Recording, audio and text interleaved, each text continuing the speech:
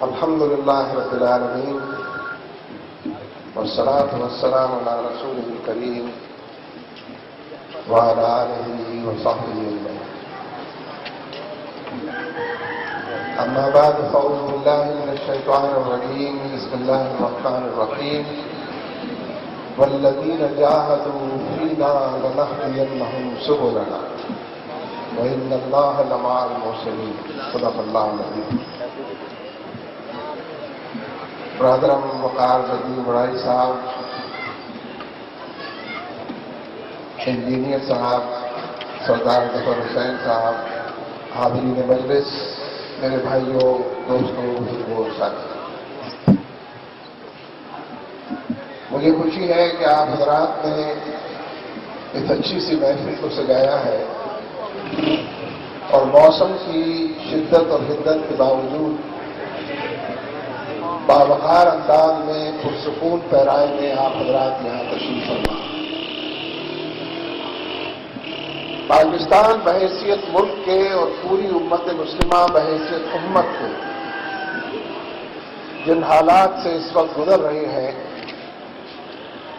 اس کے صحیح معنوں میں ادراک کی ضرورت ہے، سمجھنے کی ضرورت ہے، تاکہ اس کے نتیجے میں تدارک کیا جا سکے اور مرض کا علاج کیا جا سکے. اللہ تبارک و تعالیٰ نے ہمیں خوبصورت سا ملک دیا ہے جس میں 4 موسم ہیں، جو معدنیات سے بھرا ہوا ہے، وسائل سے مالا مال ہے، افرادی وسائل بھی اور مادی وسائل بھی. چپے چپے پر گیس ہے، تیل کی مصنوعات ہیں جو موجود ہیں، محنت کرنے والے جفاکش مزدور اور کسان موجود ہیں. یہاں پر بھی موٹر سائیکل رکشہ یونین کے لوگ پاسبان کے نام سے موجود ہیں. ہمارے بازاروں کی جو انجمن ہے، جگہ جگہ اس کے عہدیدار اس ملک کی خدمت کے لیے موجود ہیں، یہاں پر بھی تشریف لائے ہوئے ہیں. 18 کروڑ محنت کش جس ملک کے اندر موجود ہیں، اور یہ گئے گزرے لوگ نہیں ہیں، یہ سب فرزندان توحید ہیں، یہ سب شمع رسالت کے پروانے ہیں. یہ جتنے لوگ یہاں بیٹھے ہیں اللہ اور اس کے رسول کے دیوانے ہیں، اور اپنی جان ہتھیلی پر رکھ کر جذبہ جہاد سے سرشار ہو کر شہادت کا شوق اور تمنا بھی رکھتے ہیں. شہادت کی آرزو کے نتیجے میں اپنے دشمن کو بھگانے کا حوصلہ بھی رکھتے ہیں. پھر ماجرا کیا ہے؟ ماجرا یہ ہے کہ ہم سب بھلے لوگ جب ووٹ دینے کا وقت آتا، جن لوگوں کو جھولیاں بھر بھر کر ووٹ دیتے ہیں، پھر پورے 5 سال ان کو جھولیاں بھر بھر کر بددعائیں اور گالیاں دیتے ہیں، احتجاج کرتے ہیں مہنگائی کے خلاف، بے روزگاری، اور پھر انتظار کرتے ہیں کہ 5 سال گزرے تو پھر مسلم لیگ نون کو ووٹ دیں، پھر پیپلز پارٹی کو ووٹ دیں، پھر MQM کو ووٹ دیں، پھر حالات کو خراب کریں. اس لیے جو لوگ خود اپنے پیر پر روز کلہاڑی مارتے ہوں، ان کا علاج تو آسان ہے کہ ان کے ہاتھ سے کلہاڑی لے لی جائے. جو ان کو یہ بات سمجھ میں آ جائے کہ اپنی کلہاڑی سے اپنا پیر زخمی نہیں کرنا چاہیے. دیکھیے، ملک کے مجموعی حالات میں وقت تیزی کے ساتھ گزر رہا ہے. ہم پچھلے 2 سال سے گو امریکہ گو کی تحریک چلا رہے ہیں. امریکی غلامی نامنظور کی تحریک. امریکی غلامی نامنظور کا مطلب یہ ہے کہ ہم ڈرون طیاروں کے حملے نہ ہونے دیں. لیکن یہ رکشہ یونین والے تو نہیں روکیں گے نا ڈرون طیاروں کے حملے. کاروباری لوگ، میں اور آپ تو نہیں کام کریں گے. یہ تو فوج کا کام ہے کہ ڈرون طیاروں کے حملے نہ ہو سکے، معصوم اور بے گناہ جانیں ضائع ہونے سے بچ سکیں. یہ تو فوج کا کام ہے. اسی لیے 50-60% بجٹ ہم اپنا فوج کو دیتے ہیں. امریکی غلامی نامنظور کا مطلب یہ ہے کہ جو لوگ غائب ہو رہے ہیں، گمشدہ لوگوں کی تلاش، مسنگ پیپل جو چاروں طرف. بلوچستان میں 250 خواتین غائب ہو گئی. یہ کون خواتین؟ یہ کسی کی مائیں ہیں، یہ کسی کی بیٹیاں ہیں، یہ کسی کی بہنیں ہیں، یہ کسی کی بیویاں ہیں.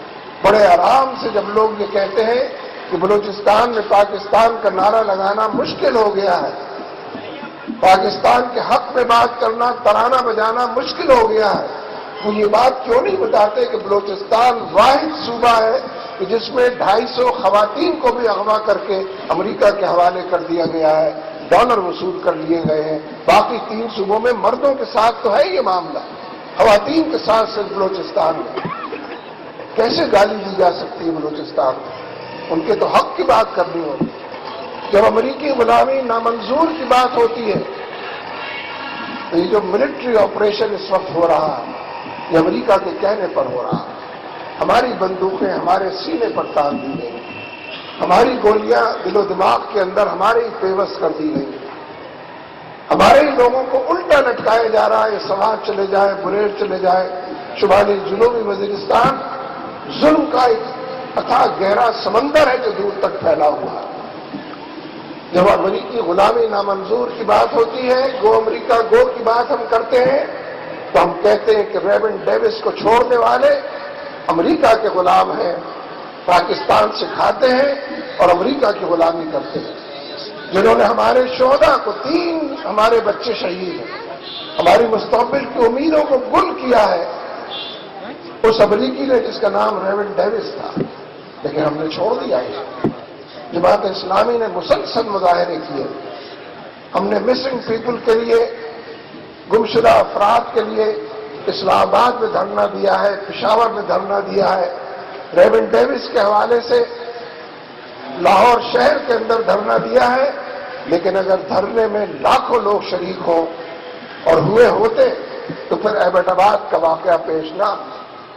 ایبٹ آباد کا واقعہ اسی لیے پیش آیا کہ یہ جمعہ گزرا ہے، ہم نے اپیل کی پورے ملک کے اندر کہ بڑی تعداد میں لوگ گھروں سے نکلے آزادی کے تحفظ کے لیے، غلامی کا طوق اتارنے کے لیے، غلامی کی جو بیڑیاں پیروں کے اندر، غلامی کی جو ہتھکڑیاں ہاتھوں کے اندر، غلامی کے جو پہرے دل و دماغ پر اور زبان اور دلوں پر لگے ہوئے ہیں، ان سے نجات پانے کے لیے ہم نے اپیل کی جمعے کو۔ ٹھیک ہے، ہزاروں لوگوں نے پورے ملک کے اندر جگہ جگہ مظاہرے کیے، لیکن یہ تعداد لاکھوں ہونی چاہیے۔ میں بھی بڑائی صاحب سے یہ بات کہہ رہا تھا کہ یہاں جو لوگ بیٹھے ہیں، جس تعداد میں بیٹھے ہیں، گرمی اور حدت کو برداشت کرتے ہوئے بیٹھے ہیں، لیکن یہ تعداد 10 گنی ہونی چاہیے۔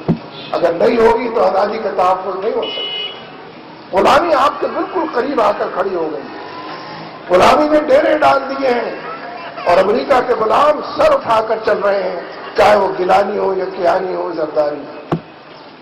دیکھیے یہ جو اسامہ بن لادن شہید ہے، یہ ایک فرد کا نام بھی ہے، بلا شبہ ایک فرد اسامہ بن لادن تھا اور شاہد ہے، لیکن اصلاً تو اسامہ بن لادن امریکہ کے خلاف بغاوت کا نام، آزادی کے تحفظ کا نام، امریکی جارحیت اور مغربی تہذیب کے دندناتے پھرتے ہوئے جو حالات اور آثار چاروں طرف ہیں، ان کے انکار کا نام ہے۔ یہ اسامہ بن لادن ہے جس نے بآواز بلند پکارا ہے کہ ایسے دستور کو، صبح بے نور کو میں نہیں مانتا، میں نہیں جانتا۔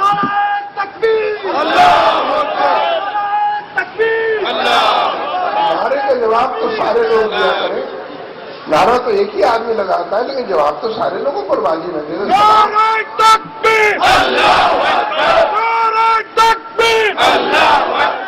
تو میرے دوستو، یہ پورا معاملہ بآواز بلند آپ سے کہہ رہا کہ اٹھو وگرنہ حشر نہیں ہوگا پھر کبھی، اور دوڑو زمانہ چال قیامت کی چل گیا۔ امریکہ کے صدر نے تو یہ بات کہی اپنی تقریر میں کہ میں نے پاکستان کے صدر کو فون کیا تھا، ان کو اطلاع دیجیے۔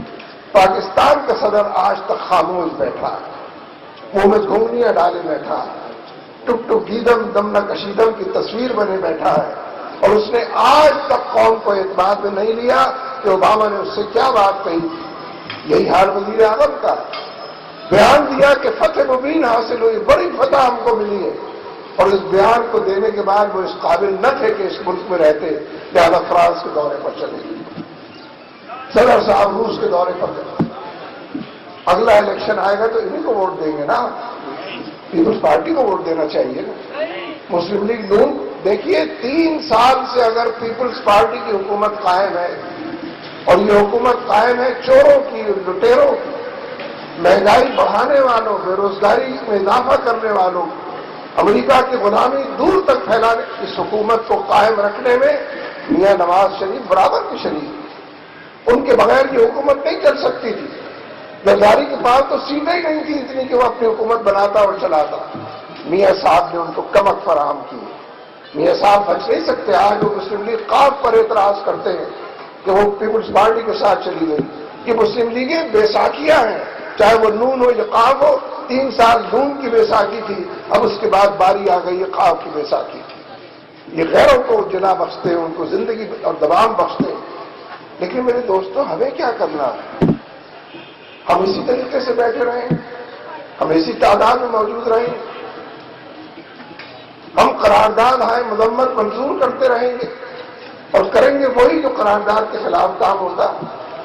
یہ جو جماعت اسلامی نے رابطہ عوام کی مہم شروع کی، میں جماعت اسلامی کے کارکنوں سے بھی یہ بات کہنا چاہتا ہوں اور آپ کی خدمت میں بھی یہ گزارش لے کر آیا ہوں کہ ممبر سازی کا مطلب یہ نہیں ہے کہ ممبر آپ جماعت اسلامی کے بن جائیں اور ووٹ پیپلز پارٹی کو دیں، ممبر آپ جماعت اسلامی کے ہو جائیں اور ووٹ مسلم لیگ نواز۔ یہ سب وزیر اعظم رہ چکے ہیں، آج بھی وزیر اعلیٰ ہے، پنجاب میں حکومتیں موجود ہیں، پنجاب میں وہ سستی روٹی اسکیم کہاں چلی گئی آپ؟ میرا موضوع نہیں ہے یہ اس وقت بات کرنے کی، لیکن ہاتھی کے دانت کھانے کے اور ہیں، دکھانے کے اور ہیں۔ ان کی ترجیحات لوگوں کو مطمئن رکھنے، خاموش رکھنے کی اور ہے اور کام کرنے کی دوسری ہے۔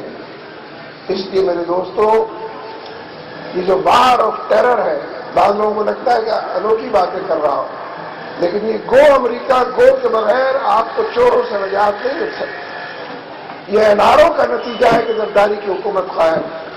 اس لیے میں اپنے کارکنوں سے بھی یہ بات کہتا ہوں کہ جب وہ ممبر سازی کے فارم لے کر جائیں، رابطہ عوام کی اس مہم کے لیے نکلیں، لوگوں کے ذہن بدلیں، سوچ کے زاویے بدلیں، ووٹ کا رویہ اور طریقہ کار بدلیں، پوچھے کل کس کو ووٹ دیا تھا، بتائیں کہ اس نے تم کو کیا دیا اس کے نتیجے میں۔ ہر چیز کی لوڈ شیڈنگ ہو رہی ہے، کوئی چیز نہ کھانے کو، نہ پہننے کو، نہ برتنے کو میسر ہے، سب کی لوڈ شیڈنگ ہو رہی ہے۔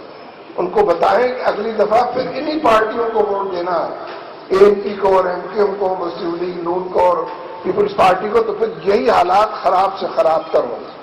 اگر ووٹ تبدیلی کا ذریعہ، اگر ووٹ کے ذریعے حالات کو جزوی طور پر ہی صحیح درستگی کی طرف لایا جا سکتا ہے، تو پھر ووٹ کو امانت کے طور پر استعمال کیا جائے، ووٹ کو ذمہ داری کے طور پر پورا کیا جائے، اور جن تجربوں سے آپ گزر چکے ہیں، جن حالات سے اس وقت گزر رہے ہیں، ان حالات سے نجات پانے کے لیے، ان تجربوں کو دوبارہ نہ دہرانے کے لیے ووٹ کا رویہ بدلے۔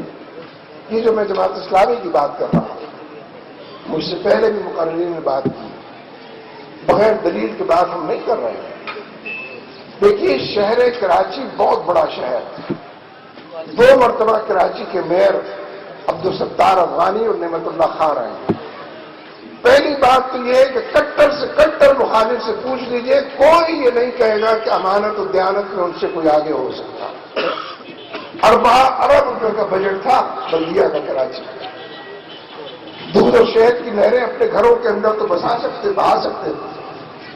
امانت و دیانت، ہمارے ملک کے وسائل کی کمی نہیں ہے، مسئلہ چوروں کے ہاتھ ہم آ گئے، لٹیروں کے ہاتھ میں ہم آ گئے، ہماری تقدیر ان کی جیب کی گھڑی بن گئی، جس طرح چاہتے ہیں اس کو استعمال کرتے ہیں۔ اس لیے رابطہ عوام کا مطلب ہی یہ ہے، اور ممبر سازی کا عنوان ہی یہی ہے کہ لوگ ووٹ دینے کے رویے کو تبدیل کریں، جن کو ووٹ دیتے رہیں اس کے نتائج سامنے، آئندہ بھی انہیں کو ووٹ دیں گے، حالات مزید خراب ہوں۔ امریکہ کی غلامی، دیکھیے امریکہ کی غلامی میں 1-2 باتیں عرض کرنا چاہتا ہوں۔ ویسے تو یہ جو گو امریکہ گو ہے، یہ تو قدرت کا فیصلہ ہو چکا ہے، نوشتہ دیوار بن چکا ہے، امریکہ کا واپسی کا سفر شروع ہو چکا ہے۔ یعنی بڑی بہادری امریکہ کی آپ دیکھیے، 10 سال ہو گئے افغانستان میں، اس وقت دنیا کی 60% فوج افغانستان میں موجود ہے، 60% فوج، سائنس اور ٹیکنالوجی سے آراستہ پیراستہ فوج موجود ہے۔ فوجی حوالے سے جو پروفیشنلزم ہو سکتا، جو صلاحیت اور استعداد ہو سکتی ہے، ان سب کا حاصل وہ فوج وہاں پر موجود ہے۔ 10 سال ہو چکے، مقابلہ کس سے ہے؟ گئے گزرے لوگوں سے، نہتے لوگوں سے، بے آسرا لوگوں سے، بے سر و سامان لوگوں سے۔